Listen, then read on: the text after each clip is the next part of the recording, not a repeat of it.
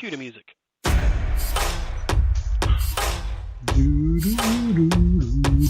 Oh, wrong. That's copywritten. We can't do that. Can't use sorry. that. Oh boy. And Corner to Corner is live in 5, 4, 52 go. What's going on, everybody, and welcome back to Corner Wrestling Radio, C2C RadioShow.com.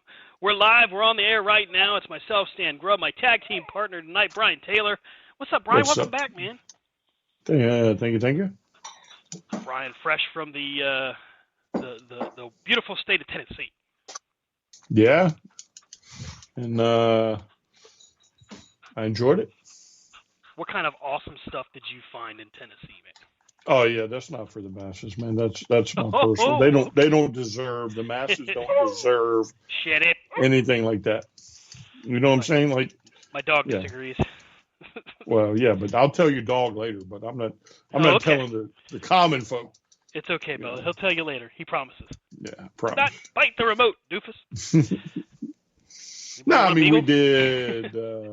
Dollywood and Gatlinburg and very nice. Some stuff in Sevierville and Pigeon Forge and the aquarium and mountain coasters and a whole bunch of stuff. Well, now the big question, and this is what's on everybody's mind: did you make the trek to Buc-ee's? No, we did not make the trek to Buc-ee's. You didn't get to Buc-ee's. No, because I kind of made some. I did some wheeling and dealing. And, did some wheeling and dealing with the missus, and we did not make Buc-ee's. Okay. So you had a backup plan, so to speak. No. It's just something else came along, and so I wheeled and dealed and got what I wanted, and the wife didn't have to drive 3 hours to Buc-ee's. Okay. So. Well, that's probably a good thing. That would have been a very annoying drive. Might have been fun, though, but still would have been an annoying drive. Well, I mean, it would have only been 2 and then another hour to Nashville. So okay. we would have, it's not like we were just going for that. We would have gone to Nashville. So, as a lot of folks know, and of course we got tons of wrestling to talk about. Last week, of course, folks got an abbreviated episode. It was just me. And it's a little difficult carry a 2-hour show by yourself with no breaks, no nothing. So, last week was abbreviated. This week, got Brian here. Rob's on vacation now, so hope you're enjoying Nag's Head, Rob. But before we dive into wrestling, I was telling you a little bit about it before we went on the air tonight. Diablo 4 just dropped by Blizzard, and everybody's playing it. You name it. People are streaming it. It's on Twitch. It's on YouTube. My brother TJ's streaming it. You can get to him through twitch.tv/thebootysnacks. Don't ask me why he chose that name. I do not know. Well, however, I just want to know if your mom knows. Like, is your mom proud of his Twitch name? So I know she's seen the link, and I know that she's seen him advertise it like on Facebook and stuff. I will ask her what she thinks about the name, because I never really took the time. But yeah, it's something that we've talked about many times leading up to its release. I played the beta. Brian played the beta a little bit, and it's everywhere. So I'm not going to be seeing it probably until about the end of this month, and I'm fiending for it. I'm a big Diablo fan, right? So without naming locations and stuff, I went looking for Diablo 4. I said, it's got to be out there, because you know how it is. It's always out there. And sure enough, I found one. I was like, cool. So I'm pretty psyched. Now, it was a long download. Brian, you remember the beta was like 80 gigs, right? Mm-hmm. I'm not going to lie to you. It was just as big. It was a huge download. So that actually made me think maybe it was okay, because, I'm like, well, it's got to be the full download then. It's got to be the full game. Very cool. I get it loaded up. Everything checks out. I scanned all the antivirus stuff and everything. No problems. I'm like, okay, cool. Now it has an alternate launcher, and it's not on Blizzard. And I'm like, okay, there's got to be a way this works. I don't understand this, but sure, why not? We'll try it. Well, it loads up, and it plays first few levels just fine. Videos look great. The picture quality is awesome. I'm like, man, this is really cool. And I'm thinking I'm going to come on tonight, and I'm like, I can't wait to tell them about it and how I found it, right? Well, once you get your character to about level 3 is when you really start digging in to the surrounding areas, right? I leveled up to about level 3, and I'm in Act 1, and I'm exploring, and I start to notice that when I click the button to attack, it's maybe a millisecond behind. Mm-hmm. And I'm like, okay, well, that's not too bad. Maybe this is just a glitch. Fine, okay. So I plug the controller in, and that kind of actually fixes the issue. I'm like, cool, all right. So I go through, and there's a couple things you can do in Diablo 4 that you couldn't do in the others. One of which is you can jump or you can climb. So I get to an area one of the first areas where you can climb, and I hit the appropriate button, and my character, he climbs, but I go from in front of the area to climb to somewhere within the mountain that I was climbing. So all I can see is just the mountain. There's no heads-up display. There's no press this button to do this or that. And you hear the music. You can hear things happening around you, but that's it. You can't see anything. I'm like, okay. And I keep fiddling with it, and finally I get out. I don't know how I did it, but I get out of where I was stuck. So, okay, I'm like, all right, well, it's another glitch. All right, fine. Keep going. You get to the first town, and you know the first town where you have to interact with the blood petals. Mm-hmm. So there's a highlighted icon there that says interact. You press the right button, and that's where it would normally trigger a cutscene. Nope. It will not let me interact with it at all. I keep clicking on it, and it acts like it's going to do something, and it doesn't do anything. Go explore around a little bit, come back, because I figure maybe something has to trigger the quest or something. Sure enough, it actually does. I get back there, it works. And then I notice during cutscenes, the icon to interact with it is still popped up. This is different. All right. So the last thing before I finally ditched it, and yes, I did finally uninstall it because obviously it wasn't going to work. I get to a dungeon, and I'm exploring, and I'm out. Get down from there. And I'm trying to get everything squared away, and I'm attacking different things, and all of a sudden, I see this little icon, and it's a round, almost like a street sign, arrow. And it's like it's telling me which direction to go. And it's clickable. So I'm clicking on it, and finally, I click on it, I don't know, 50 times. And the next thing I know, there's a bunch of those arrows all over my screen. And I'm like, what the hell just happened? Did I kill my computer? What did I do? Needless to say, I was able to escape out of the game, and then I deleted it. So, for anybody, any federales listening, this was a dream sequence and not actual events. And 2, that's what you get, you fool. Like, you ought to be lucky that they don't have your credit card account by now. Well, it's a good thing I don't have my card linked to literally anything. Every time you probably hit that button, yeah, for your little arrows that look like street signs that obviously are not part of Diablo. Something. Yeah.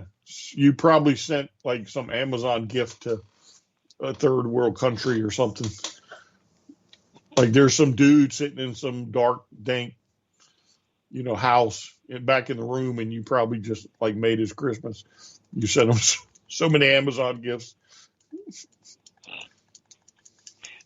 Someone's OnlyFans got a bunch of gifts or something. Somebody's wish list just got popped. I don't know. Yep. In my haste to get something going, and I'm not ashamed to say that hey, I tried it, I failed, won't do it again, ever. Listen, it never happened. It's a dream sequence, right? The fever dream. Yeah, there we go. Okay. Wasn't feeling well. Next thing you know, woke up and Had too much alcohol. Yeah. For anybody any feds listening, it didn't happen. I will say this, in the off chance that, whoever it is figures it out, it must take an awful lot of time to do what was done. I mean, that much is safe to say it was impressive. Outside of that, I don't know. I mean, think about it. If let's say somebody at say Blizzard did it, right? Well, let's see how many people we can track, that pirate the game, and then they would have just written the code as as the actual game was being written. Oh man, that'd be funny actually. Log into your Battle.net account the next day after you finally get the registered software, and the next thing you know, hey, bam, yeah. What happened? We know you tried some pirated chat. You are fired. No more Diablo for Stan. What in the world? That is my cell phone.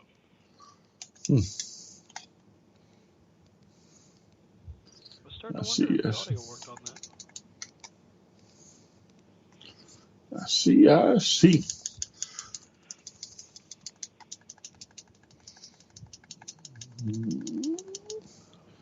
Oh my Lord. So, Blight is bad. How far have you gotten, without doing any spoilers, of course, how far have you gotten? Oh, I'll spoil whatever you want. No, I'm just kidding. Well, I mean, again, so it came out, Thursday before I went on vacation, and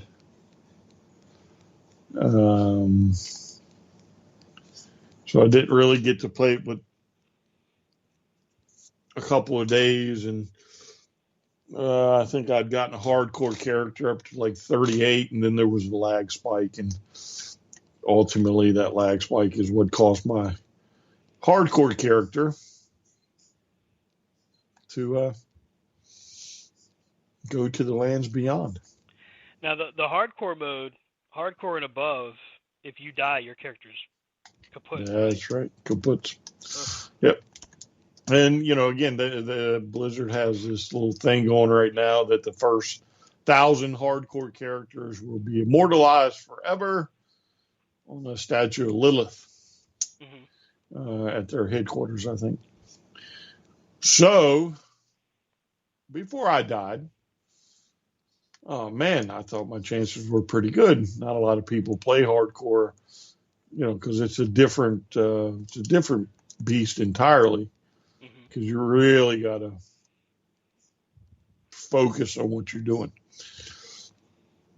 So again, I'm climbing, I'm wrecking things, I'm doing all right.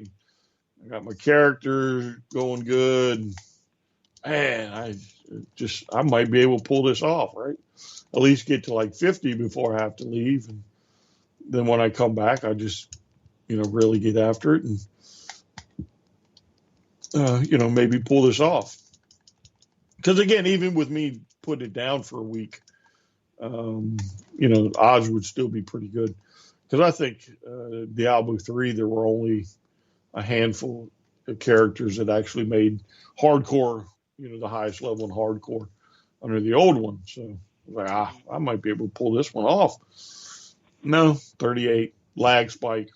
I get one-shotted.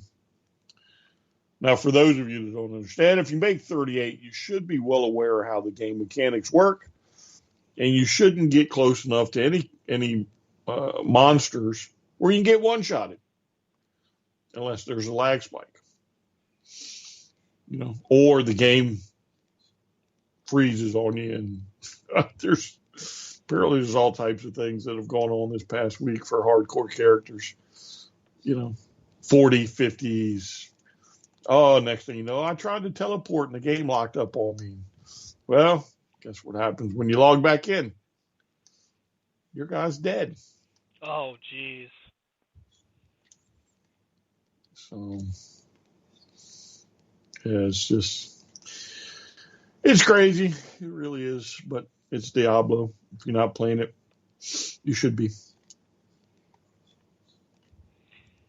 Yeah, that would frustrate me.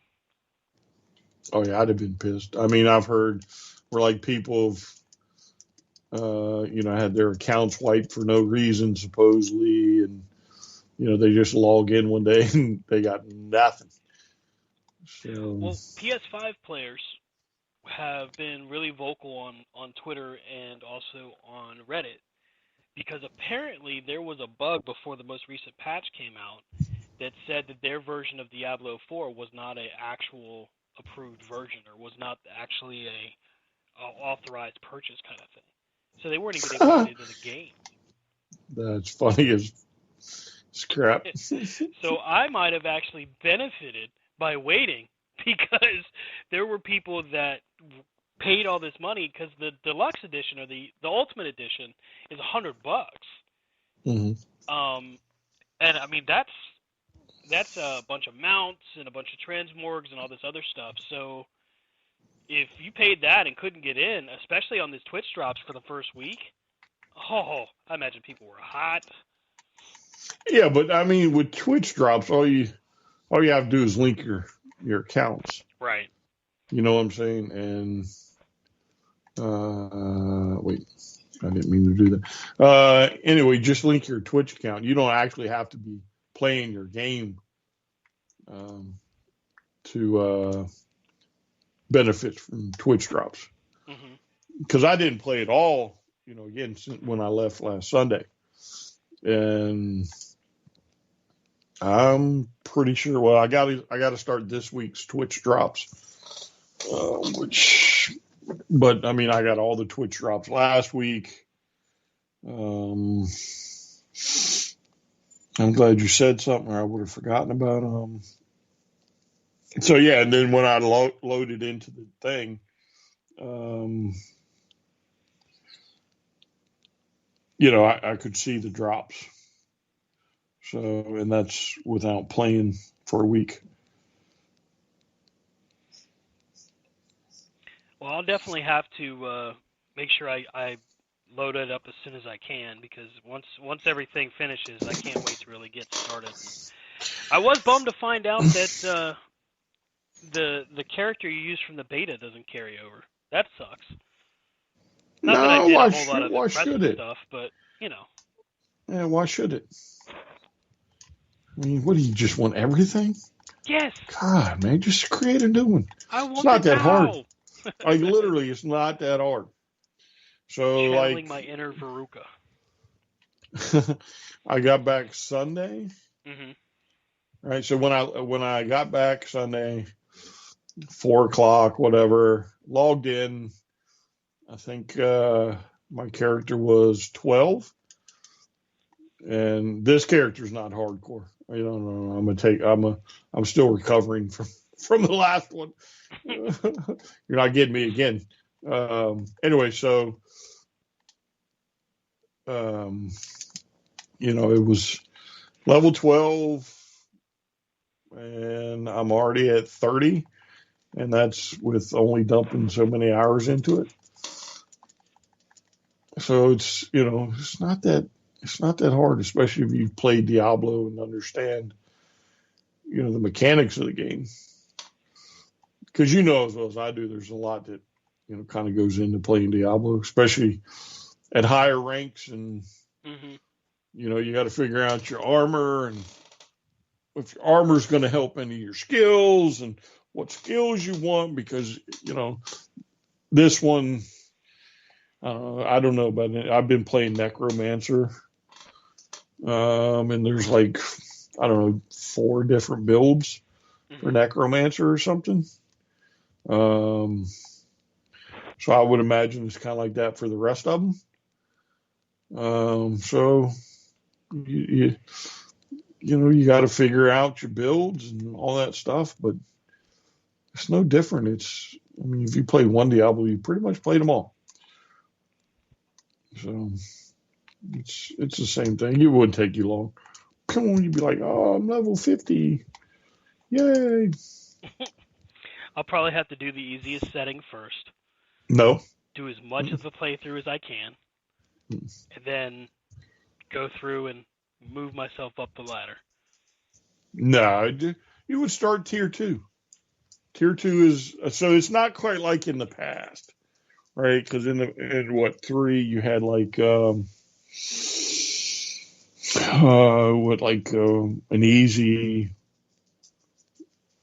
kind of easy, a medium, kind of medium. Yeah, you had like a lot of kind of hard. Yeah, and then once you got to a certain level, you jumped into world tiers, right? Well, this one's a little bit different in that. And when you start, you have tier 1, tier 2. So those are your world tiers. And once you hit level 50, I think you have to have completed the campaign and hit level 50.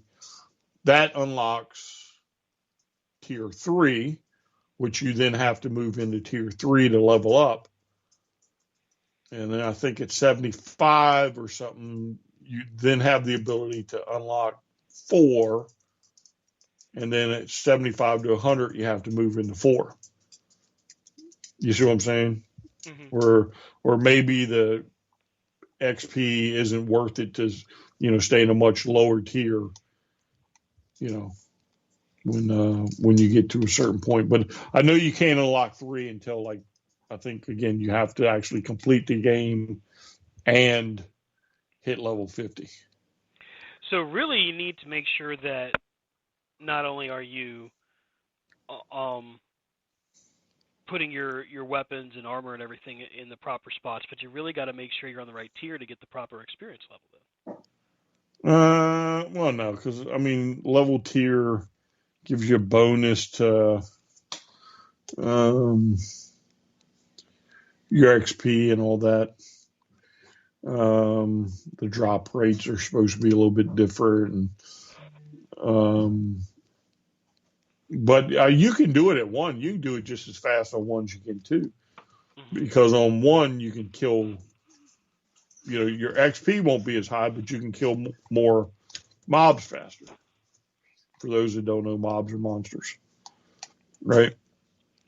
So you can kill more at a faster rate in tier 1, depending on your build. But if in tier 2, if your build is good, then you're doing it, half the time. So it doesn't really. I mean, I didn't really see much of a difference in the world tiers. Well, tier 1 and 2. I haven't done 3 yet. So 3 is when you get into like different dungeons and nightmare dungeons and all types of other things that you gotta do to level up and stuff. Okay. So, but your brother would know more about that than I would. So. Yeah, if there's a if there is a secret or a key that you want to find out when it comes to all of those different levels and how to get through it and how to navigate it, you got to make sure that you're following up on all the different moving parts, and TJ is a good resource to use. Although, you're no slouch, sir. Yeah, but Diablo is a type that there's a lot that goes into Diablo, and I can do like some general type stuff. But when you start talking about, well, this skill, you need to have this armor or this skill to proc this skill and all the some of the language. I get lost. So I find me a build, and I work that build, and then I find the armor that looks like it's supposed to belong to that build, and that's all I do. Again, the people that are really good, they know what button, what skill to use to set up the next skill, to set up the third skill, only to rotate back to the first skill before the fourth skill. No, I just get in there and mash buttons, and if I live, I live. If he dies, he dies. Yeah, if he dies, he dies. So because again, there's that's the thing about Diablo. It's so people don't. If you never played Diablo, you don't understand just how complicated it can be, and especially in a higher world tier, where the monsters get buffs and your character gets nerfed. It's like, yeah, you can't jump into like a world tier 5 if your gear is only really good in a world tier 1. You're not going to last long, and then you're going to be wondering, well, why did I die? Mm-hmm. And somebody's going to, until somebody explains it to you. That's crazy. Yeah. But it's fun. So I'm working on a necro build now that is very fun, easy, and what was the one that had kind of casual turrets and everything? Was that the necro, or was that like the hunter or bounty hunter or whatever? Demon hunter. Turrets. You talking about in the last one? Yeah, it had. You could use crossbows and. So I don't really recall because. So when I was playing 3, I had what you call it, the old crossbows you were just talking about. I had used I had a build for him, and I had a summoner build. I didn't really fool with anything else. But the crossbow, the demon hunter, I had a nice little set of crossbows, and it was kind of under what I needed, but because it didn't really drain anything, it was almost like a full auto, unlimited ammo type thing, and I would just sit there and just unload on everybody. So same thing with the sorcerer. Yeah, like the rapid fire one was hilarious because you could literally just chomp off anybody. It didn't matter how big the bad guy was. You could do whatever you wanted, really. Yeah, well, the sorcerer I had was more of a glass cannon, but again, they didn't drain mana all that fast. Mm-hmm. So I could just like keep hitting one skill and just like letting it eat until I just wiped everything out, and then moved on from there. Wow. Well, I guess I'm just gonna have to keep playing my way through, get myself ready. Listen, leave the bunk ass fucking fake Diablo alone before next thing you know, you get a knock at the door. I'm not bailing you out on Fed charges. I can't help it, man. I was fiending. Yeah. But alas, it wasn't to be. The gods, the powers that be, were laughing at me. They were like, "Yeah, no, sir, no, this is not going to work. See that bad guy you're going for? No, you're going to end up in the nope. You're going to go into this mountain right here, or the street sign in the middle of the in the middle of the damn area." That was the funniest part. Like, at first I'm like, all right, so if it's got a little bit of a delay, I'm cool with that. I would have been able to manage at least for a few levels, right? But once you get into like a thick mob of like 20 bad guys on the screen, you don't really have that. Right. No. No, because even on easy, this game can be, well, not easy, but regular core. It can be, ruthless.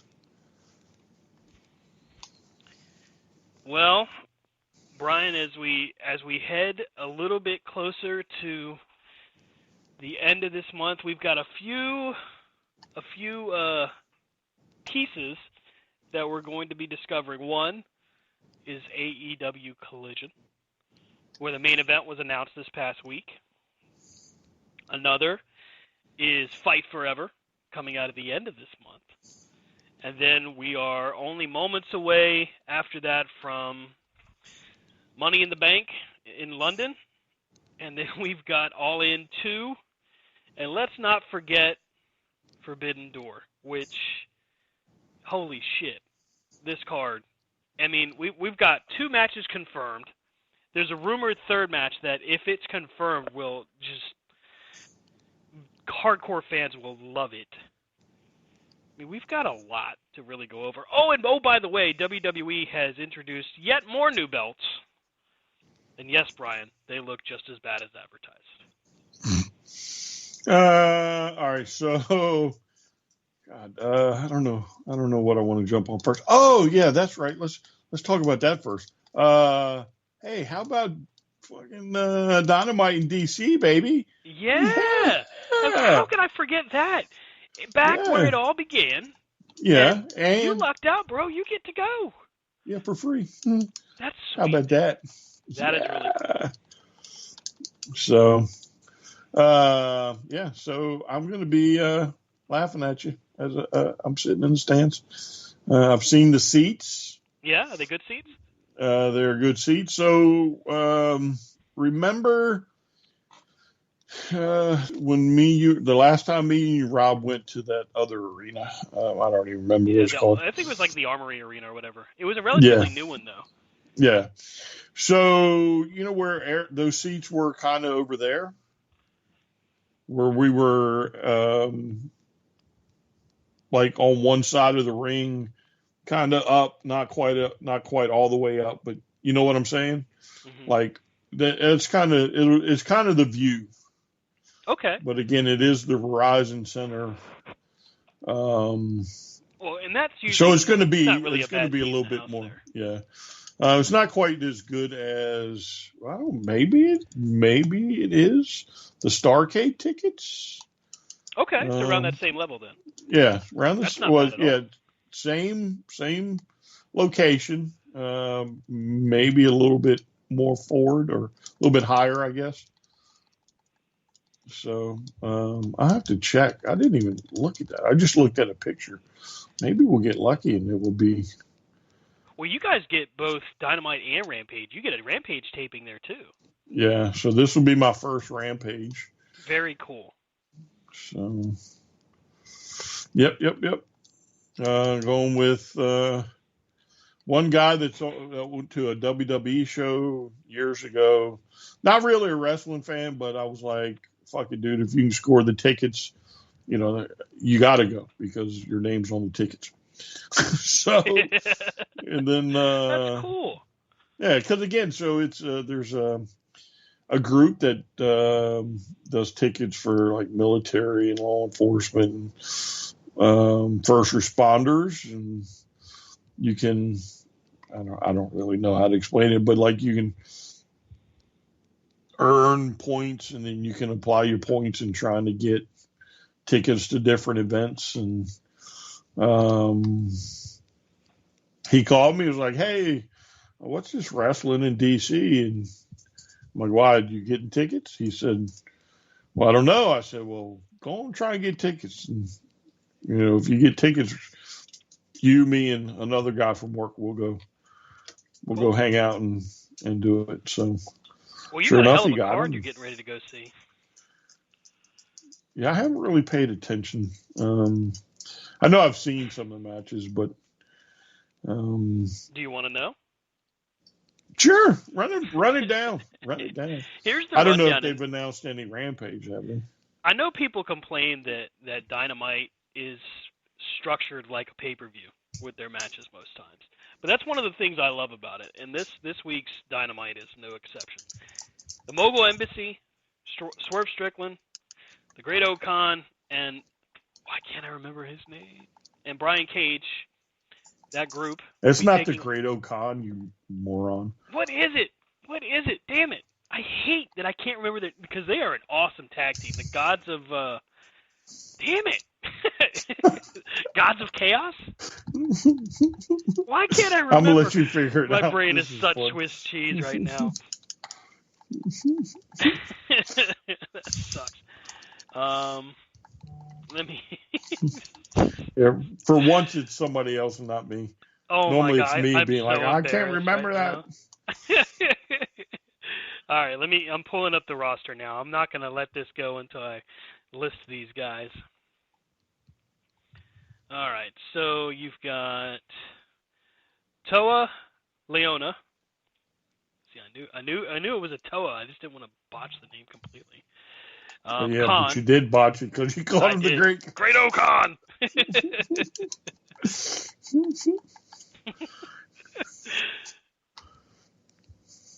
So, meanwhile, Khan. somebody in New Japan Pro Wrestling's like, "You're going to be in DC?" Yes, he will. By God. Okay, so Khan, Toa Leona, Brian Cage, and Swerve Strickland. There we go. See, I got all four. Woo! Finally. And in their corner, of course, is Prince Nana. And they're taking on Orange Cassidy, Keith Lee, Darby Allin, and Sting in an 8-man tag. For the TNT Championship, Jake Hager challenges Wardlow. In a trios match, the Blackpool Combat Club, Mox, Yuta, and Claudio, are taking on the Hung Bucks. That's right, Adam Page and the Young Bucks. The AEW Women's Championship is on the line as Sky Blue, who just won a four-way last Friday to become the number one contender, is challenging Toni Storm. And in a world title eliminator match, Adam Cole takes on MJF. If Adam Cole wins, he gets a title shot at MJF. You don't get much more stacked than that. That's not bad at all. I'm down with that so far. I mean, that's 1, 2, 3, 4, 5 extremely solid matches. Plus, you're probably going to see Jericho. You're going to be singing Judas. You know you will. Now, yeah, I always sing Judas. What he's doing on this episode, I don't know, because that feud, I guess, is supposed to be over between him and Cole. Who, Jericho? Yeah. Oh, now you don't ruin it. So you think Jericho? No, I don't think Jericho's going to get involved, do you? Hobbs and Nyla Rose are also advertised to be in attendance. Hook is supposed to be there. I mean, you get a pretty good amount. Oh, Ricky Starks and Britt Baker are also scheduled to be there. And we should find out who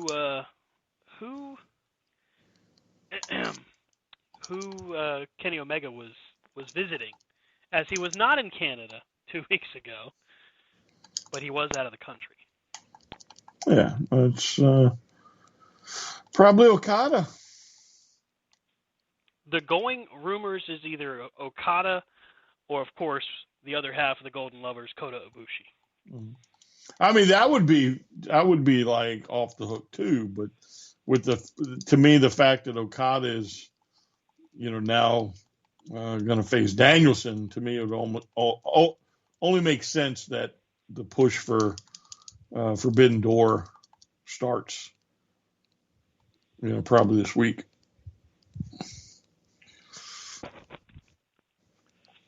So you're on tap to see some pretty amazing action, dude. I'm not gonna lie, I'm jealous. You're gonna have a blast. You better take some awesome pictures, and you gotta let me know if there's any autographed figures there. I won't be able to act on them, of course, but you gotta at least let me know if you see any. Oh yeah, I'm sure I'll let you know. So I'm not say I'll walk away with any, but I have been known. They price them a bit high, but like the ones that we saw, what was the one we went to, like that newer arena?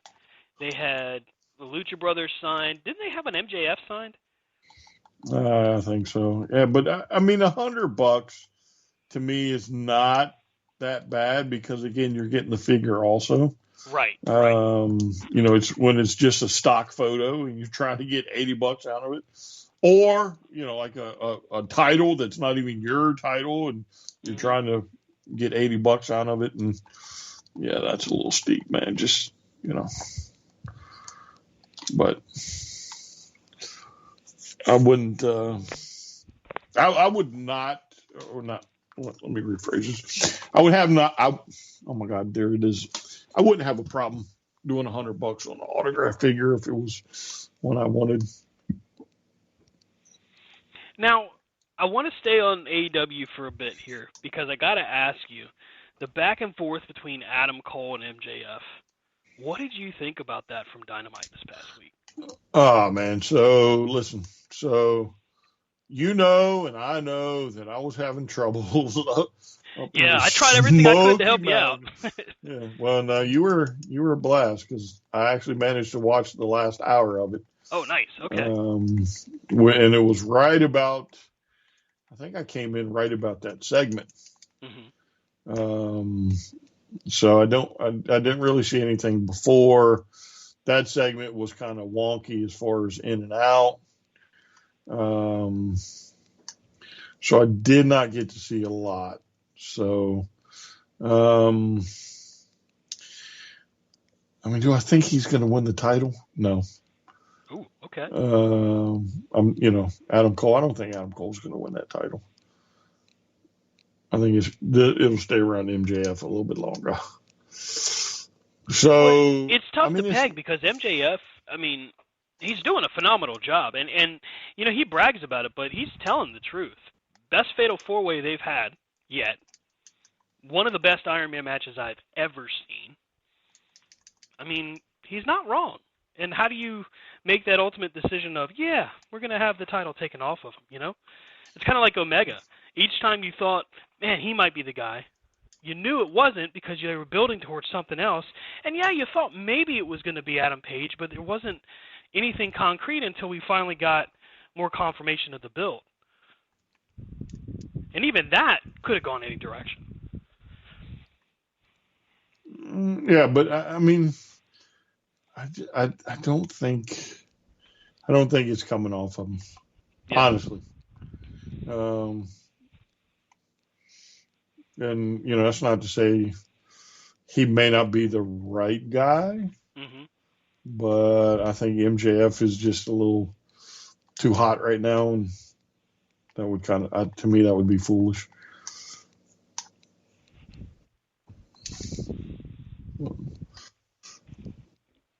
Orange Cassidy continues his most consistent delivery as one of the top guys on the show. Every single week, including his title defense against Swerve Strickland. I mean, has just been really top-notch. And there's a lot of people that are saying that he's kind of the go-to for Tony Khan when he needs a solid match, when he needs something that's going to deliver, regardless of where he puts him on the card. He goes to Orange Cassidy. I've said it. We've talked. I think Orange is a well-rounded individual, but I think Orange needs to quit fooling with some of this comedy act and show the world what he can do. Now the question is, who's going to be the guy that takes the title off of him? He's already got more title defenses than Roman Reigns. Yeah, but Jesus Christ, I think who did I see? There was a female I saw that had more title defenses. Camille, NWA Women's Champion. Yeah, I mean, title defenses. It is what it is. That's how the WWE wants to run their champ. They run their champ. But Orange is easy. Orange is way too easy to get that title off of. I thought honestly that it was going to be Swerve. I really felt like they might pull the trigger with that. Mm. It still could be. We might not have seen the last of that feud. Well, something tells me that there is probably going to be somebody with some international ties, some true international ties, especially if they're, moving into Canada and, Europe and all that stuff. I mean, it really only makes sense to put it on an international guy when you're doing international shows. who is NJ White? Who did he wrestle last week? Oh, Ricky Starks. Didn't he hooked up? Doesn't he have a match coming up or something? Did I see that right? Where they were talking about Orange Cassidy or something. So Starks is kind of embroiled in this feud with Jay White and Juice Robinson. And this past week anyway, with Starks, we had him and Jay White in what I thought was a really good match. But we get the run-in by the rumored newest parts of Bullet Club Gold from from the Ass Boys. It's a possibility they could be in Bullet Club Gold, or as Jay White calls them, the Bang Bang Gang. I mean, in name, it kind of works, but what do you think? Are the Gun Club, the Guns, are they up to that task? Well, I mean, again, all you're trying to do is get them exposure. Yeah. And what better way to get them exposure than, Bullet Club? Well, and who better to learn from, frankly, than two very experienced, seasoned professionals that have been all over the world. I mean, the Guns are still pretty young. When you really think about it, they still have a lot to accomplish, and their careers, they got plenty of time. But it's a good way for them to really come into their own. I mean, you could be looking at a tag team similar to the Outlaws. Not to draw on the obvious parallel, but that's who they kind of remind me of, is what they're attempting, at least right now.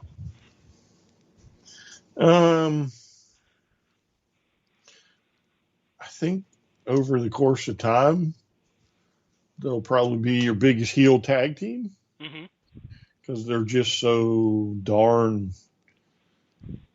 likable as bad guys. I guess if you want to call it that. So anything you can do now to prepare for that down the road is probably smart. Yeah.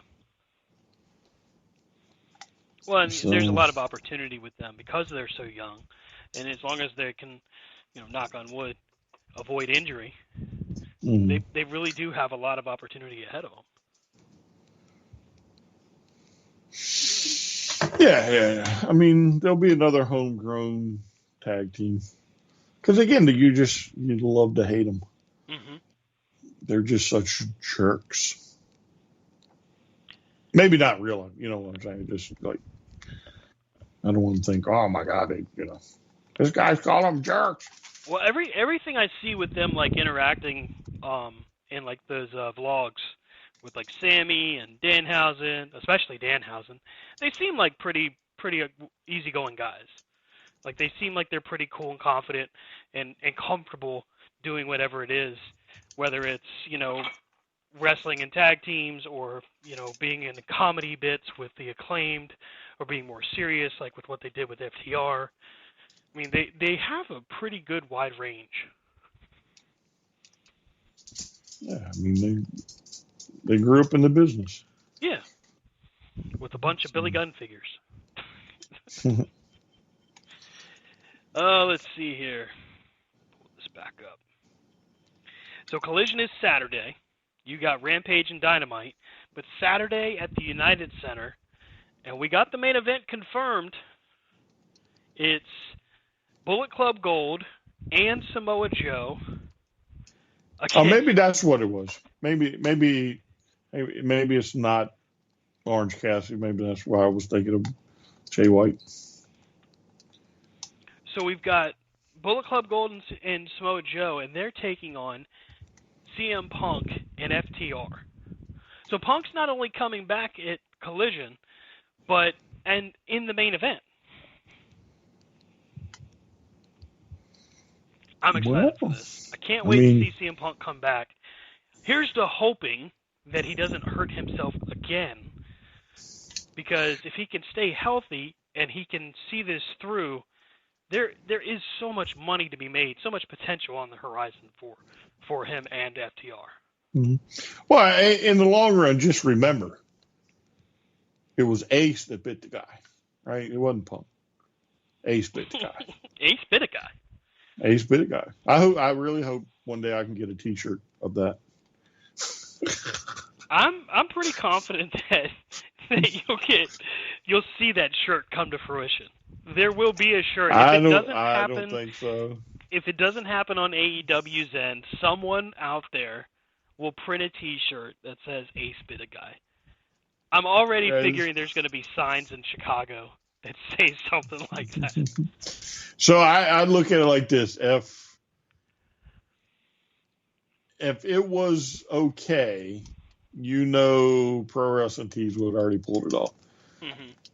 But Pro Wrestling Tees and AEW work closely together, and if they are not pulling it off, yeah, it's not going to happen. It'll be like what is it? Eddie is my favorite wrestler. Right. Remember that T-shirt? Mm-hmm.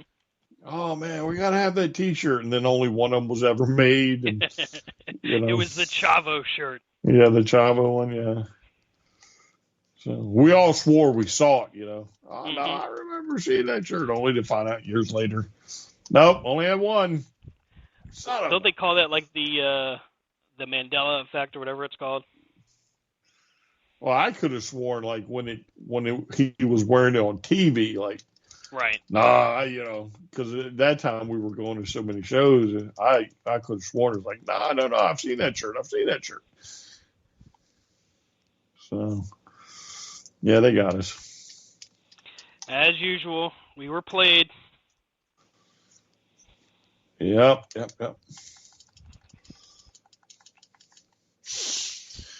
Let's see here.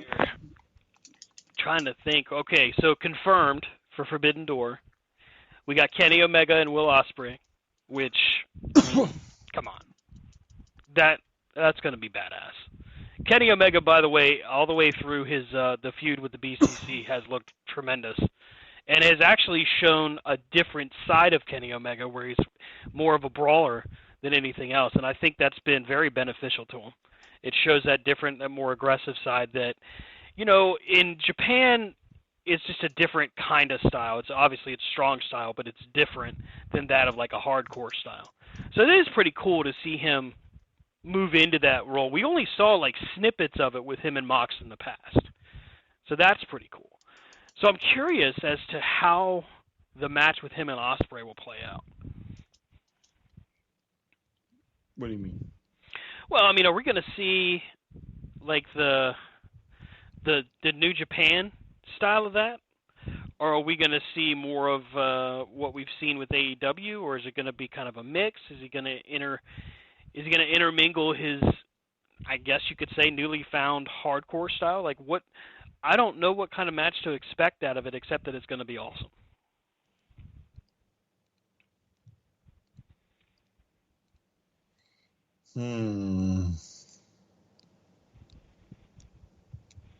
I don't know how to take that. I don't know how to respond to that. It's tough because realistically speaking, he really has branched out. Yeah, but I don't understand why you would think he would be any different than Kenny Omega. You know what I'm saying? Like, I don't understand why you would think there would be some great change to his style. Right. I think you're going to get Kenny Omega. I don't think you're going to get a watered down version. I don't think you're going to get, anything crazy. You're not going to. I don't think you're going to get the BBC version has nothing to do with Ospreay, so you're going to get, you're going to get Kenny Omega. Mm-hmm. I don't think they're going to get anything other than Kenny Omega.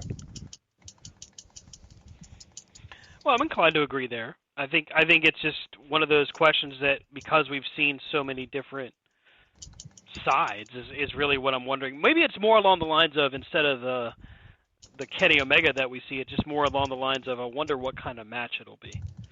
Not stipulation wise, just I wonder what style they're going to go at it from. So even though I think I'm restating the same thing I just said, what I'm really meaning is that not a change of Kenny Omega, but more of just I wonder what style the match will actually be. Well, yeah, but again, though, I mean, like, what? Why would you think they would change styles? You see what I'm saying? Mm-hmm. Like, you're gonna get Kenny Omega. Right. You're not gonna get like this. Isn't like Matt Hardy. That's Where fair. That's a fair point. Okay. I think I'm tracking now. you're gonna get Kenny Omega, the best bout machine, whatever whatever colorful adjective or metaphor, whatever you want to use. That's what you're gonna get. Because I don't know if you got any other way. Mm-hmm. So I think you're maybe reading into it maybe too much. Not if that makes sense. Like you're trying to Maybe a little bit of overanalyzation. Yeah. yeah. Like in your mind, you're trying to maybe you want to turn it into something it's probably not going to be. It's probably just going to be a straight Will Ospreay and Kenny Omega match. Now, I am confident that Takeshita will get involved, and ultimately the title will change hands because of Takeshita. Oh yeah, I think the title's going to change hands myself. So, I mean, you never know. You never know because I mean, pretty sure that U.S. title was put on Kenny Omega for a reason. Mm-hmm.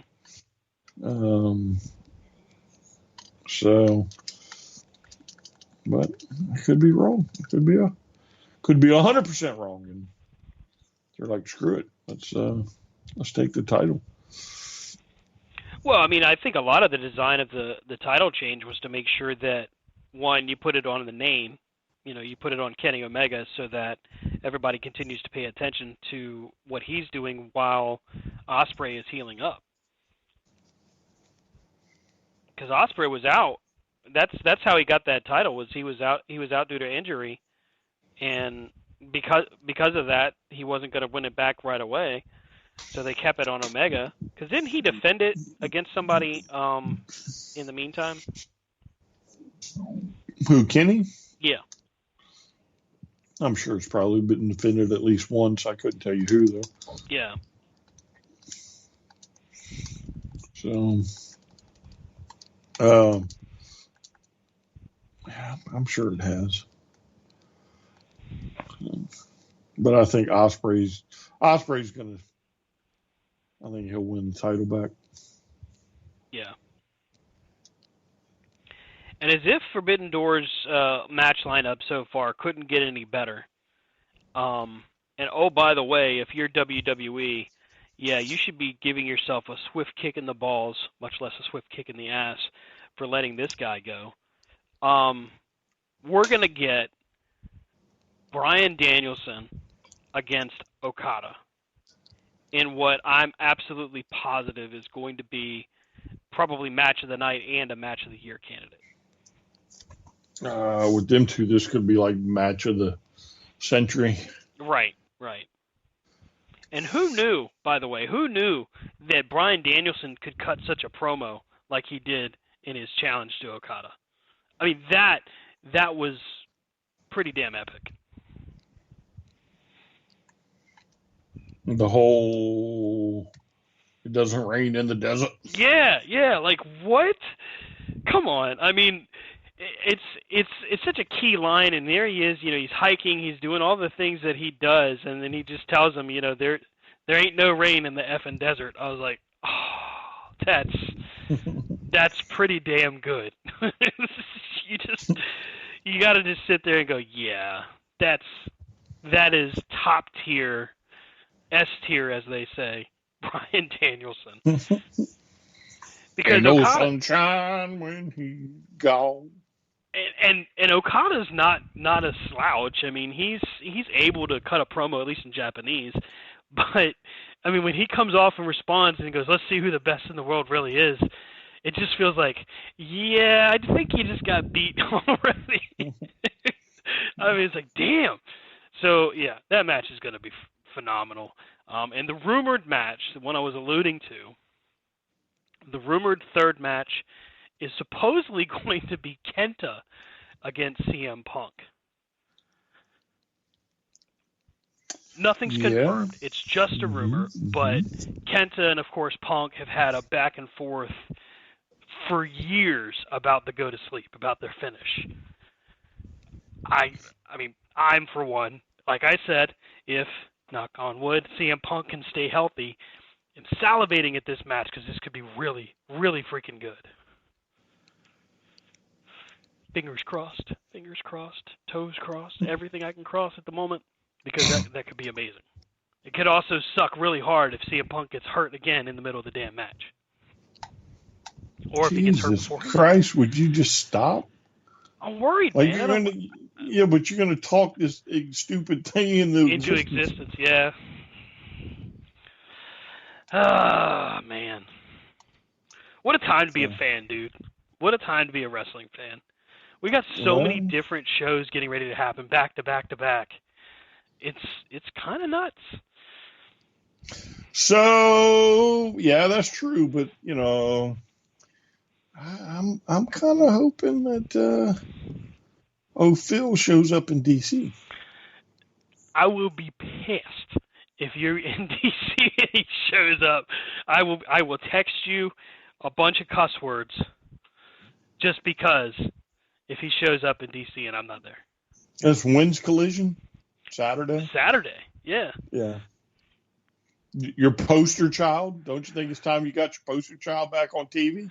And I mean, to cut a promo to get everything ready, you gotta, right? You gotta lay the groundwork. Can't just be FTR laying the groundwork. To me, that just doesn't seem right. It's got to be like Samoa Joe comes out and starts talking smack, and then the Bullet Club joins him, and then Punk comes out with FTR. Some kind of confrontation to close out the show or something. Mm-hmm. Yes, Tony Khan, you have my permission to use that, by the way. I don't think you need your permission there, Cupcake. Yeah, much like WCW and WWE, the ideas are stolen at will. And in this situation, in this case specifically, I'd be okay with it. I'm sure it's probably already, he's already written that book. You know what I'm saying? Oh, yeah.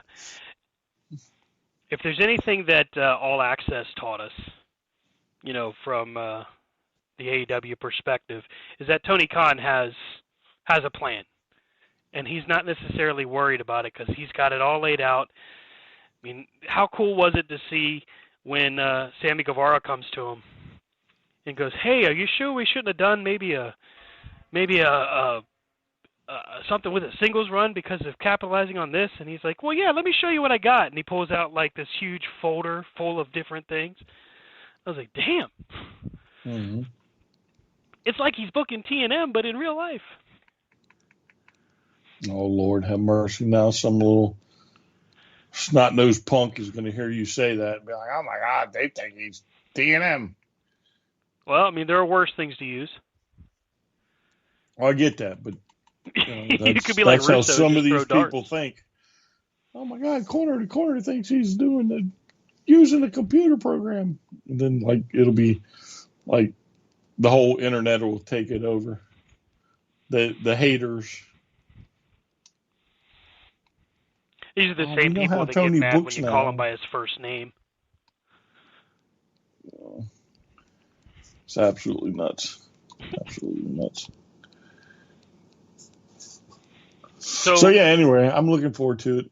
Yeah. I'm going to laugh when it hits because I'm sure it's going to hit. So I'm almost positive it's going to hit, and you can suck it. And damn. Yeah. Just damn. I mean, no offense, but suck it. No offense. And remember, I'm saying no offense. Yeah. He Ted Nut when it happens. Because I'm watching for free. Damn. I just hope they do Rampage first. Or part of Rampage anyway. I don't want to be there till 12 o'clock. Oh, you're in for a long night, sir. Just accept it. It's going to happen. That's how it's going to go down. You're in it for the long haul. Sorry, not sorry. That's all right. Cult of personality. Yeah. Yeah. Suck on that one.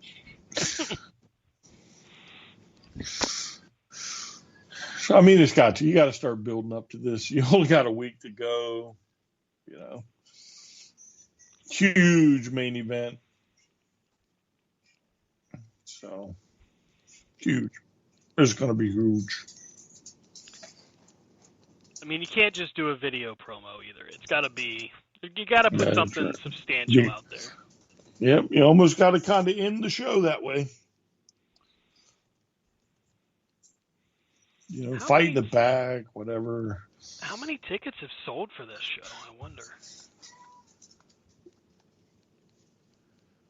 WrestleTix. Let's pull it up. So listen, so I saw again today when we were checking the seats, and it looks like the biggest section is, of course, the hard cam. Everything else looks to be almost sold out.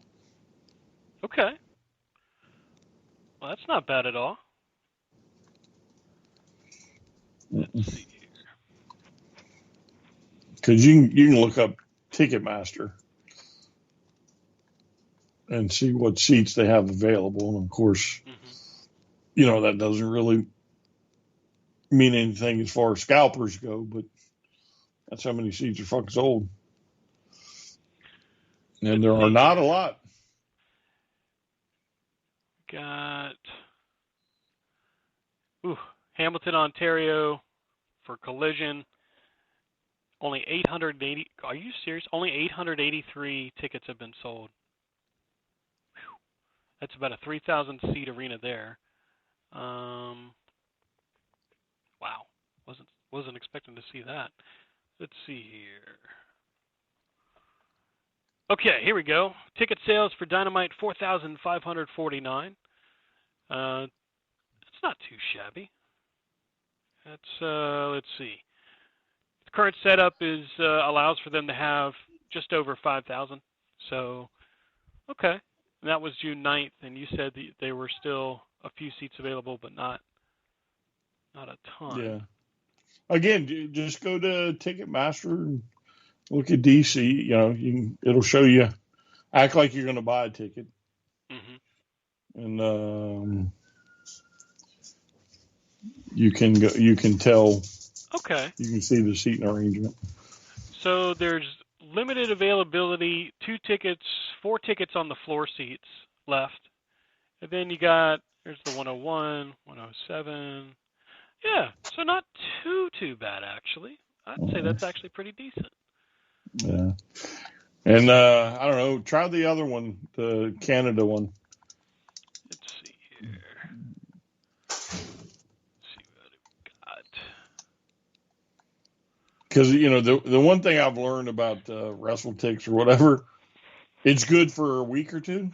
And then after that, you got to kind of look. They don't really update it, but so much. Well, let's look at it for Forbidden Door weekend. Let's take a look at Toronto, June 24th. Okay, so there's floor seats available still, a considerable amount. I mean, we're talking over 100. Almost 200. For which one? This is the Collision after Forbidden Door, or before Forbidden Door. So you got 93 floor seats in one section, you got 43 in another, 4, 15, 7, 64. So just over 200 floor seats left. And then you got the upper tier where there's over 100 available in multiple sections. Let's take a look at, Hamilton. So let's look at Hamilton, Ontario the following week. So from the chart, you know, the gray on the chart here means inaccessible or unavailable. Floor seats, there's 8 seats left, and then in the upper level sections, there's pretty good amount. So in my opinion, the main seats that you really pay attention to from a TV perspective, they're sold. You got your floor seats, which that's 8 total floor seats. So that really won't impact how it looks on TV. And I don't care what anybody says. It really is about the quality of the show. And all they need to do is just make sure they have a solid debut and follow-up, and they should be okay to start getting more tickets moved. Here is... All right, so let me ask you this, right? Go ahead. So look at WrestleTix and see how many. See, it tells you the size of the arena, right? Yeah. All right, so look at the amount of tickets they're selling, or they're opening up that day, I guess, for that particular show. Because again, some shows may be more, some shows may be less. Well, like Collision this weekend, they got 8437 total sold so far. Which, what is it? 8,000. Yeah. So 8,437. No, but use Ontario, because originally they only showed 800 tickets. Mm-hmm. So use Ontario. See what they're saying is. Go up here. Hamilton, Ontario. I just had it. So give me a sec. Here we go. Hamilton, Ontario. Current setup is 5,278. Available tickets 1,707. Tickets distributed 3,571. And that was the place that originally only had 800, you were saying, right? Yeah, that's so weird, because I'm looking at... He must have updated it, because it shows the little edited symbol. Okay. My mistake. So, Dynamite is what is sold 3,500. Collision is what's only sold 883. But all right, so what's the setup for Collision? Is it the same number? Let me pull that back up. So here's Alberta. All right, Collision. There it is. Because surely they wouldn't be foolish enough to do Dynamite and then Collision in the same city, the same week. That's what the 29th, and because Collision's taping on the 29th, which is a Thursday. That's weird. So it's taping on a Thursday. Dynamite is in the same arena the day before.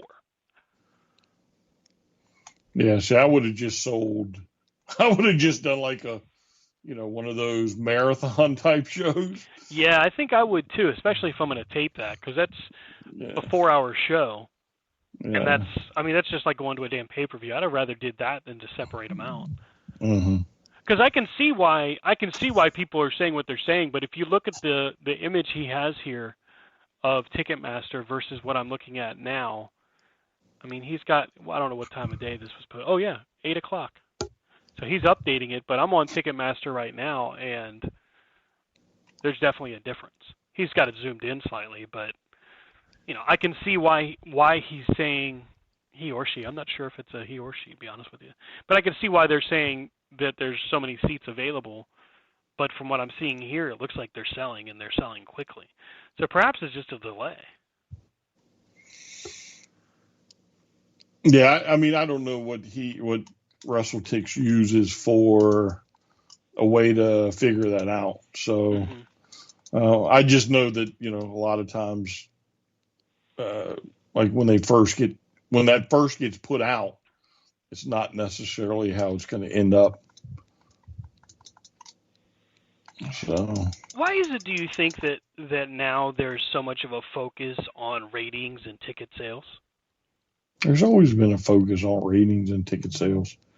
Well, sure, from the business aspect of things, I mean, I get your point, but there's like a higher volume of fans that have no idea what any of this really means, that are focused on, oh my God, they only sold how much, and they only sold or did this.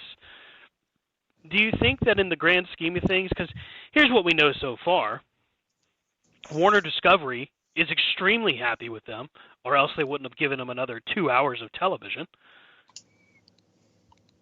Is this correlating? Is the ratings and the ticket sales something they go, you know what, you're doing good numbers for us, we're happy with 700,000, or whatever the case may be as far as their average is concerned? Like, do you think that there's a correlation, or do you think it's we're still looking at it from an outdated point of view? So I can't really answer that because that question not quite making sense to me. But I think what you're getting at is why fans are so eager to point out the negative. Mm-hmm. And that's just the tribalism, right? Mm-hmm. You know as well as I do, there are plenty of fans out there that don't know any different than other than what the WWE tells them. Right. And they are so loyal to the cause, they're going to take any and all opportunity to voice an opinion, right? And the problem is a lot of these people claim to be wrestling fans, but they're the same type of people that, you know, the Orange Cassidy picture, right? Remember that one Mm-hmm. from a couple weeks ago where what's dipshit's name? The guy on the ESPN, or not ESPN, but got his own podcast or whatever. That posted the picture and then was like, or not posted the picture, but was like, oh, this is AEW, and yeah, 3/4 of the arena was empty, and Oh yeah. Pat McAfee, that's it, that Yeah. little jackass. Yeah, so again, then it didn't take long before a true picture from inside the arena from up in the corner came out, and you could tell, no, that first picture was completely wrong, right?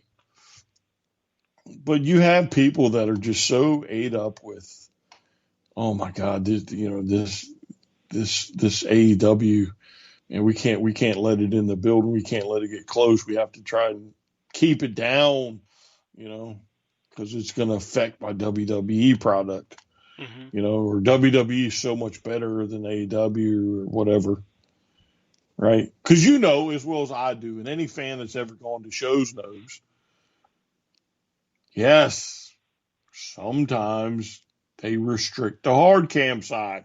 Mm-hmm. Depends on the way they're filming the thing. Sometimes you have a lot, sometimes you have a little. And it's done for a lot of reasons, right? And any wrestling fan knows that.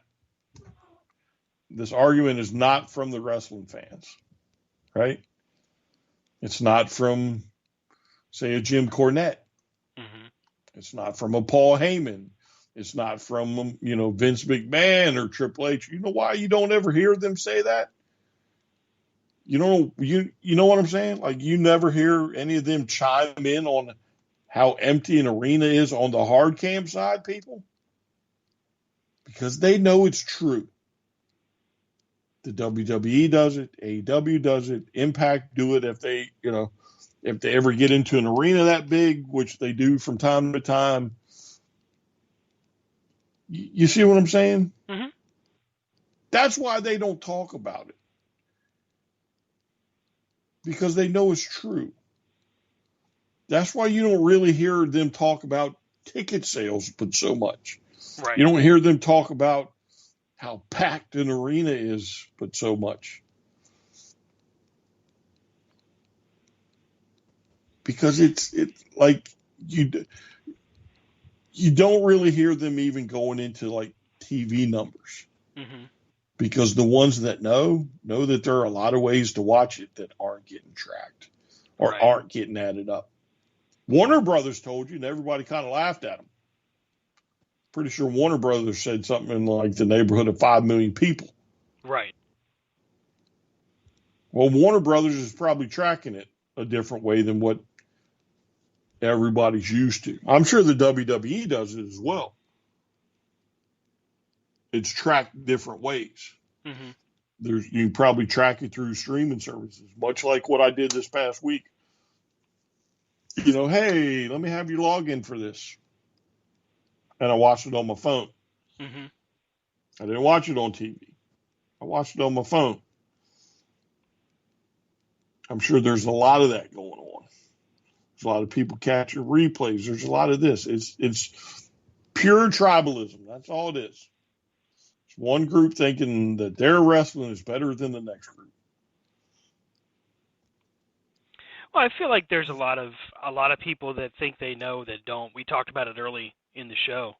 You know, people are convinced that they have the inside track, that their news source is right. Like, I put a lot of credence into Fightful, right? I usually quote them when we're talking news.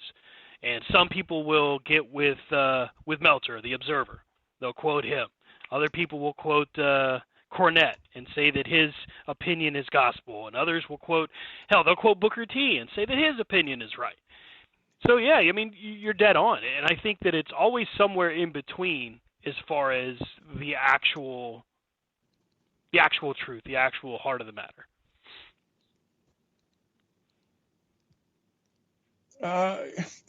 Yeah, I mean, again, it's why. I mean, you can normally figure people out, though, right? By who who the gospel comes from, right?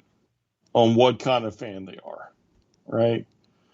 Because at the end of the day, they don't realize that you're getting fed a certain amount of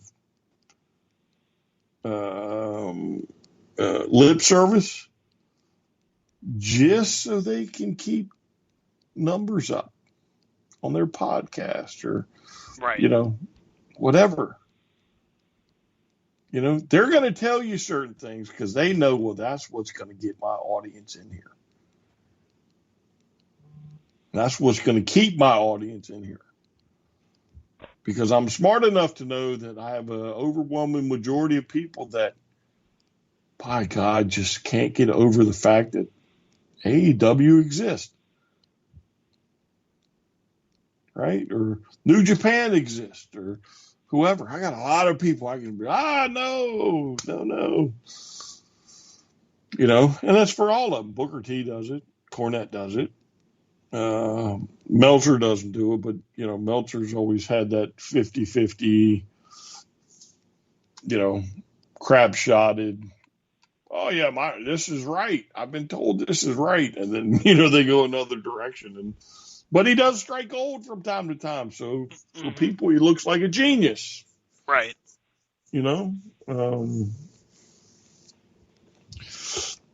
It's just what it is, But at the end of the day, most of them have no clue what wrestling is. They have no clue. I guess they just want to be part of a group. They don't care if it's, what part or what group they belong to. They just want to belong to a group. They want to feel like their voice is heard, Well,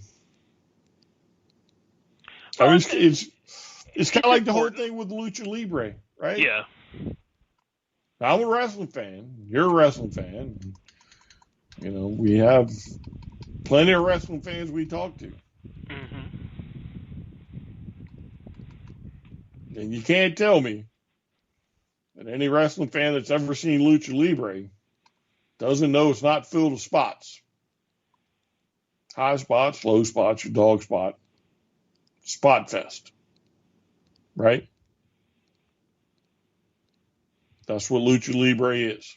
Right. It's a lot more choreographed than that of what we see on, well, I don't know. I'm going to say it, but I don't know if I'm right. Than that of WWE. Well, no, it's not just WWE. It's like that's their style. Right.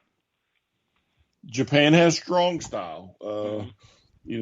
The UK has a style, and I'm sure there's other styles, and there's an American style, and you know what I'm saying? And then there's South American, which is Lucha Libre, and Latin America, and all that stuff. They're spot fest for the most part. Again, they walk the ropes, they jump off the ropes, they, jump 20 feet in the air. You know what I'm saying? Like they do the monkey rolls and, all that stuff. But at the end of the day, if you're not a fan, don't comment on them. Because there are certain styles, so to speak, where wrestling is treated completely different than the way America treats wrestling. Right? I mean, literally, in Japan, they're almost gods. That's a known fact. Been that way forever. In Mexico, down Lucha Libre area, there are people that will not remove their mask if they go out in public. Right. Like literally. Oh, I wake up at 7 o'clock in the morning. I have to go pick up my newspaper 100 yards from the house. I'm going to put my mask on.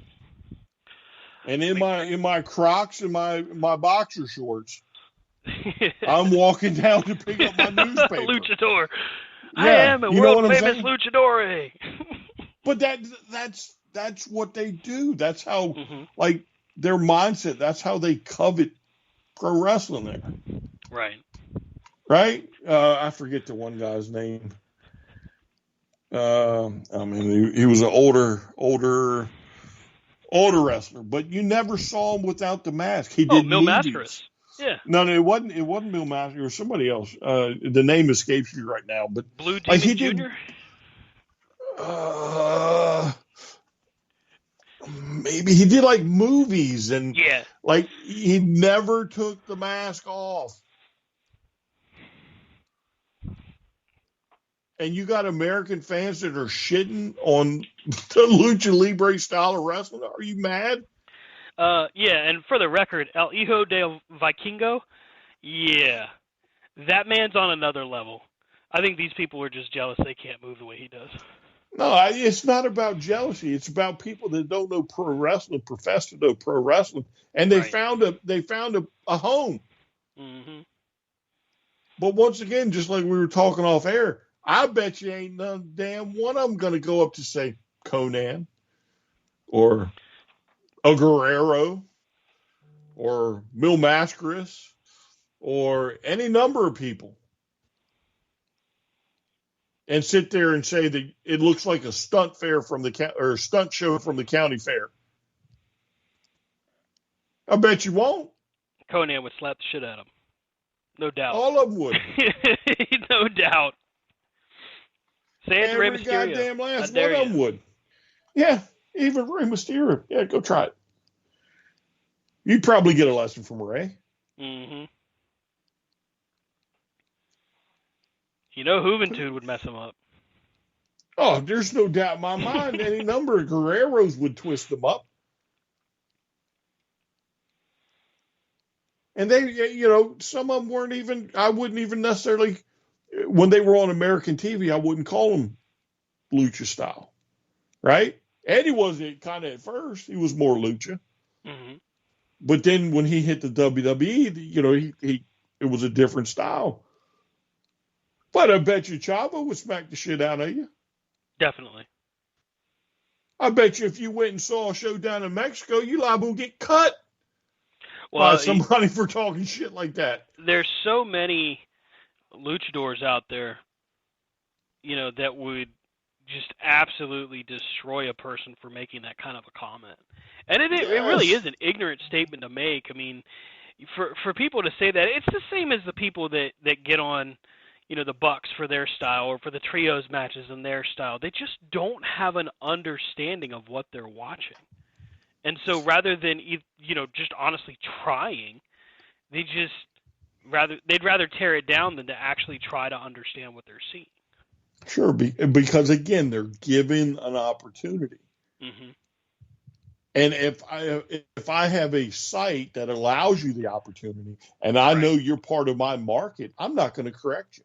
Right. Because at the end of the day, you're putting money in my pocket. Mm-hmm. You know, they're no different than any other, you know, show on TV. Mm-hmm. The View, right, is a very left-leaning show. Right. But you know what they've done? They put some Republicans in there now. You know why? Because their market was starting to fall off. Mm-hmm. So what do? Well, how do we change this? Oh, let's get some Republicans in here. Now, I don't know. I don't know if they're right-leaning Republicans or just Republicans or whatever. But you have Like, even they know, and they're smart enough to know, well, we're starting to lose an audience. Mm-hmm. So what do? Well, now we got to cater to both sides. And some of these wrestling sites just haven't gotten to that point. And I'll lay you money, there will probably come a time, because wrestling fans aren't dumb, that eventually they'll change also. Again, what is Eric Bischoff going to say in 5 years? Not 5 years from now, but if AEW hits 5 years. Right. What are you going to say, Eric? Because at that point in time, Tony Khan will have eclipsed you as the president of a wrestling company or whatever you were. He'll have passed you at 5 years. Well, and I'll continue to say this. All AEW has to do right now is survive. They just have to stick around. They don't have to break records. They can, and God bless them for doing it, but all they have to do is survive the next few years. Because if they stay around long enough, their niche is made, and they don't have to worry. Right. Yeah, I mean, Impact or TNA, when TNA was around, mm-hmm. TNA traveled. Not a lot, but they traveled. Right. Their mistake was pitching a tent down in, Florida and not leaving. I saw a TNA show in Charlottesville, 45 minutes up the road, which is quite a bit of ways from their home base in Florida. Mm-hmm. If TNA had been so inclined and had traveled, TNA would still be selling out arenas because they were an alternative. ROH, if ROH had stayed like they were doing to begin with and were doing the arena shows and stuff like that, I don't know if I call them the big arenas, but you know what I'm saying? Mm-hmm. Well, they would have been number 2. But for whatever reason, both companies say, oh, no, we're gonna stay home. Right. And Lord knows, Impact and TNA should have probably died years ago. But they didn't. They're still sticking around. If that company's going to last, there's nobody can tell me AEW's not going to last. Well, and I think that's just a testament to what it means to really survive. I mean, WCW bled $60 million in 1999. $60 million. In '98, they were extremely profitable, but in 1 year's time, $60 million, that's a huge sum of money.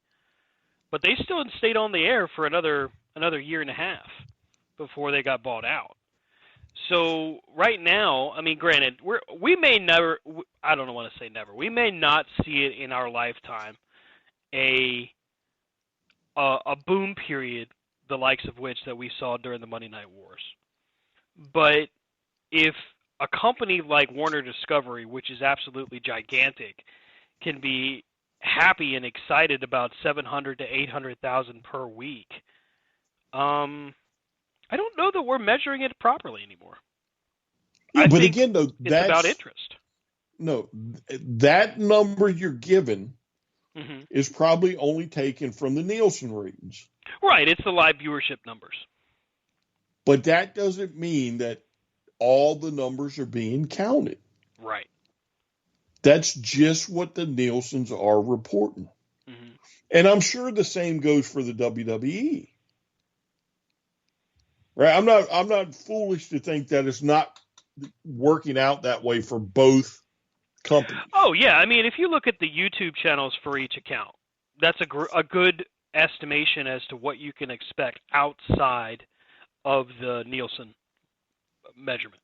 Because you pointed out earlier, Warner Discovery identified that there were 5 million viewers of AEW on YouTube. So if you've got that kind of audience on YouTube, of course the streaming and the DVRs and all of that stuff has got to play a much more major role. Well, again, you don't hear them. So, like, the only time Tony Khan's ever really discussed numbers, mm-hmm. like viewership numbers, I think they hit 1 million. the first time they hit 1 million. We Yeah. hit 1 million. Yay. And you should celebrate it. You don't hear Vince and them whining about how they went from 5 million down to 1.5. Mm-hmm. Because what the audience, the viewer is probably not smart enough to figure out is that in today's world, there are so many different ways to watch it that we may not be privy for the total number based off of reporting agencies and everything else. If the Nielsen only track your TV and they're the only ones really reporting it, then that's what we got. But the WWE or somebody's going to know if I click on a streaming service somewhere. Mm-hmm. So they probably get these numbers. I'm sure AEW and Time Warner get the numbers right on down the line. But again, they're not getting into a pissing contest over it. If they're not getting into a pissing contest, I don't understand why some, wannabe fan thinks they have to get into a pissing contest. I mean, I really don't. I'm like this past week, reading comments, it's like, wow. And the bad part is, like, I don't know, let's say this one particular site, there might be 3,000 people, that are in it, right? Maybe 5,000, whatever. But it's like the same 7 people that are like trying to rip down AEW and think it's funny. Like, dude, listen, like, if you ain't figured it out by now, you're not going to get the guy's attention. You're not getting the second guy's attention. They're not going to come over and take you to prom. Right? And you're the minority. That's what you have to realize. That's what people have to realize. The people that like to run around and talk shit, you're the minority. Mm-hmm. The majority of pro wrestling fans just want to watch wrestling. They're not worried about what the other people do or don't do. If they don't want to watch it, they're not watching it. But I find it funny when you sit here and tell me, oh my God, AEW sucks. And then you make a specific comment about the show that you wouldn't even know about unless you watched it. Right. It's called hate watching. You watch it. Yeah, I don't know what you call it. Yeah. Like, why? That's such a waste of energy, waste of time. And not to mention, it just makes you look just bad. It's just a bad look all around. I wanted to, before we start to wrap up, I wanted to make sure you got credit for this. Because, among the three of us, we've often talked about the changes that happen on WWE programming. And there's been an ongoing theory that you have pushed each time we've talked about it, that Vince was probably behind the scenes the whole time, even during his retirement, quote unquote, through Zoom or something else, making changes to the script. I wanted to make sure that you got credit for this because it was confirmed 2 weeks ago, and it's been further confirmed by other talents through not just Fightful but other sources, that Vince has been Zoom calling with the creative team, and that talent is confident that he's been doing this the entire time he was quote-unquote out. So, yeah, you were absolutely right. Every time we thought that, how did Triple H do that? Why would he do this? As it turns out, he probably didn't. He probably didn't. And Vince has probably said, that doesn't work for me, pal. And here we are, watching what we watch. So I'm not trying to toot my own horn, but as a law enforcement officer for several years, well, several decades, I should say, certain things are what you call a clue, right? And the biggest clue that tells me Vince was still running the show. Mm-hmm. And again, there's nobody who can tell me different after this. What did they tell us a month ago? About the Triple H errors beginning. Remember that? Officially starting. The Triple H era. All right, well, if Triple H wasn't in charge, who was in charge the last 8 months? Mm-hmm. Who was it? Take a guess. Was Well, it it had to be Khan? Vince. Yeah, it wasn't Khan, because never heard Khan taking part in any of that. Right. Stephanie hightailed it out of there. Wisely. No mention of Shane. Right. Well, he's Linda's nursing out a the torn picture. quad. Yeah, but again, though, nobody's reported that he's backstage. Nobody's reported that, I saw him coming out of, the booking committee or whatever you want to call it, the writer's room or whatever. So again, then you have Triple H,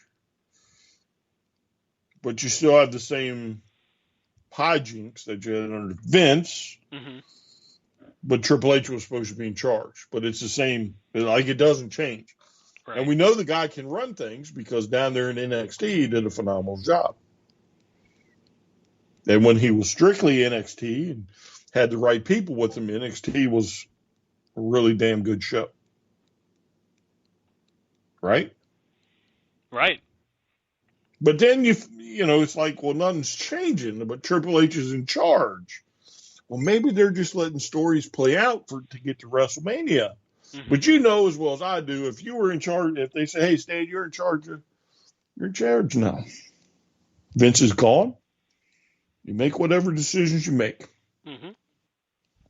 There would be a lot of matches on that card. You probably would have been like, nope. I'd have never put Shane on TV again. If I started from Mania going forward, I'd have never rehired Braun Strowman before that. But, yeah, Shane wouldn't have been on TV. We all know how I would have ended the night 2 of WrestleMania. We're not going back down that rabbit hole. But, oh, yeah. But you know what I'm saying? Like, you would have made changes almost immediately. Nothing changed. Story didn't get any better. Still a lot of dumb stuff. And again, only to find out 9 months later, hey, the Triple H era has finally begun. To the point they actually announced it on TV. Right. So if it's begun, did we take the training wheels off of them? No. Vince was calling the shots. Vince wanted to sell the company. Mm-hmm. Sold the company. Worked himself into the deal. Oh, hey, now. Yeah, Triple H, just so you know, on paper, you're calling the shots. But pow. Behind the scenes, it's still me. Because, again, what's changed? Well, everything we thought had changed didn't. Nothing. Yeah. Everything we had hints and teases of change didn't. We're right back where we were. Mm-hmm. And what they tell us about the draft? Didn't they say we were going to get a clear and defining split? Mm-hmm. Oh, no, because we're about to combine the NXT women's tag titles with the main roster's tag titles. Which, I mean, let's be real. NXT's women's division isn't great, much less their tag division. Plus, they literally brought up all of their made stars there. Yes, but let's not forget the purpose of NXT. Right.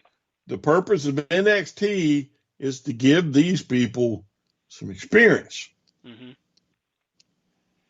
And if you happen to get ones that people are, like really going after and cheering for and all that stuff, so much the better. Right.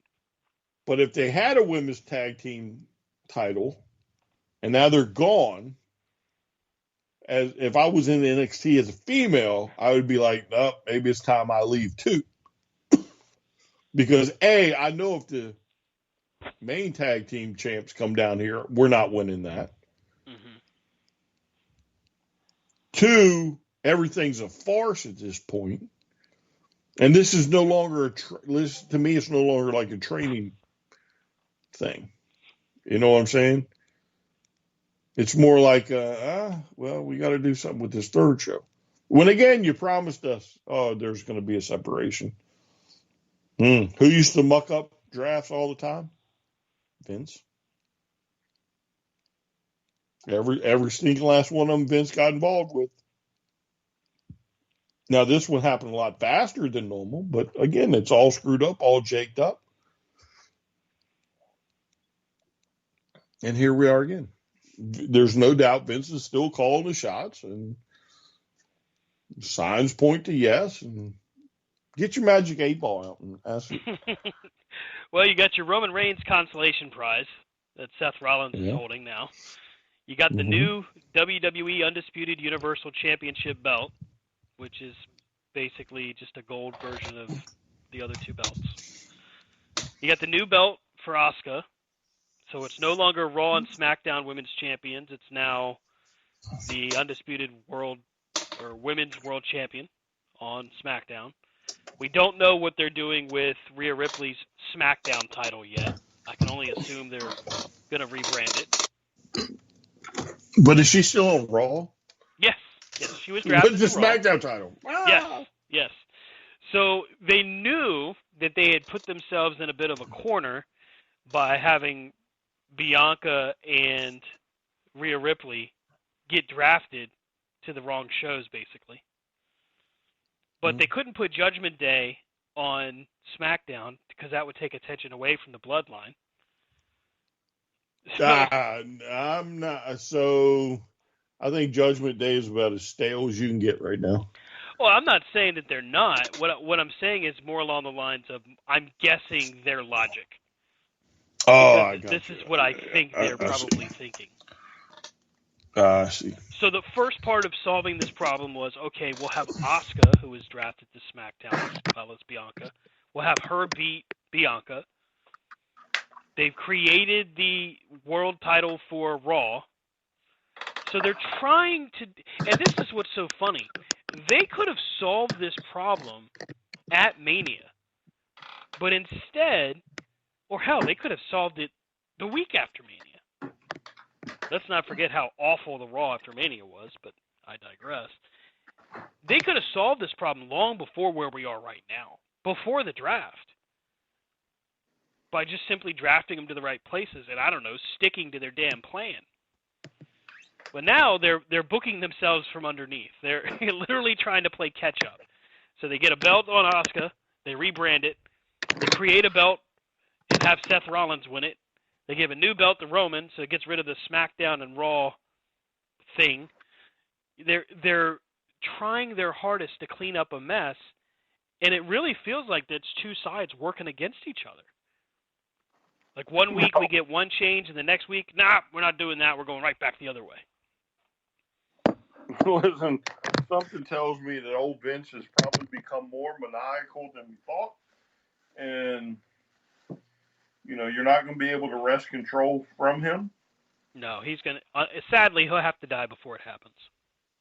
But somebody probably should think about it, or fire him. Or they can. Here's the thing. Yes, he can. He's under contract.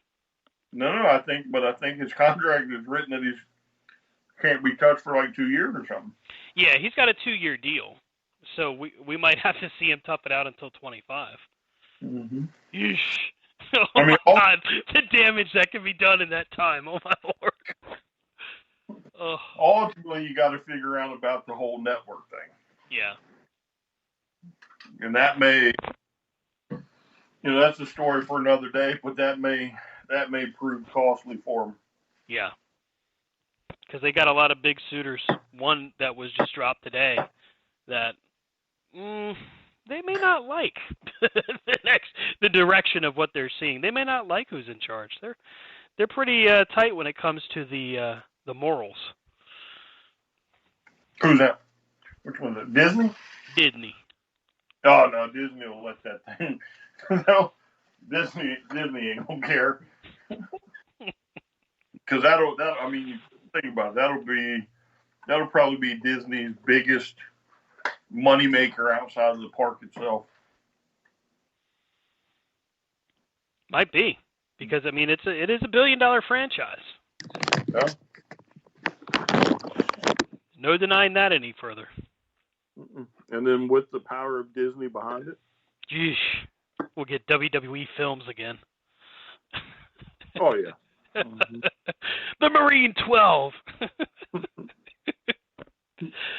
But Brian, the problem is, because I saw what Shane put Amazon Prime and Disney. Mm-hmm. I'm almost curious though, like if you're going to get the average fan that's going to pay for a subscription if they don't already have it. Well, what I could see, and I think this would probably work, is Disney Plus would go up like $2 or $3, Mm-hmm. and their current subscriber base won't deplete. And as a matter of fact, because of how they do it, they'll end up growing. They won't do like and for $10 more you get WWE. They'll do $2 or $3. They'll do it on the sly, and then the next year they'll up it another couple bucks. Mm-hmm. And they'll somehow find their way to balance it out. Because if they had to go into debt for a year, they'd go into debt and then they'd make $1 billion just to get out. Like, we're not talking about like, oh God, Logan Paul's coming back next week. Good Lord, no. Yeah, but I'm not talking because I don't think they would go into debt over this. What I'm saying is, like the average person in today's world, Mm-hmm. where money is not guaranteed, who again can watch it on cable at a much cheaper price. Yeah. Than Disney, because there might be people that are now going to have to decide: what do I want to give up cable, give up Eden, and go, get Disney? Mm-hmm. There are enough people out there that hate Disney enough that, well, I'm just not going to watch the WWE now. And there's a pretty big rumor out there right now that we might actually see a streaming deal of sorts for AEW before the year is done. How we get on AEW? You got AEW on the brain. You're just as bad as them WWE fans. I am. I'm one of those tribalist fans. Yeah, that's right. Can't wait till Wednesday. Yeah, you got a big week, man. You're going to be real busy Wednesday, taking in everything from Dynamite to Rampage, and then we got Collision on Saturday. I mean, oh, did I forget to mention Awesome Con Saturday? Damn. Which, again, free tickets. Really? Not bad. Nicely played. Yeah. Okay. Yeah. Maybe by next time I'll have joined this little group. You gonna take residence up in DC? I mean, good Lord, man. Yeah. I'm a traveler of both time and space. Okay. Well, I reckon that's going to do it for us this week. Yeah. We've run the gamut, I believe. Hey, next week when Rob gets back, let's talk that Magnum TA show. Yes.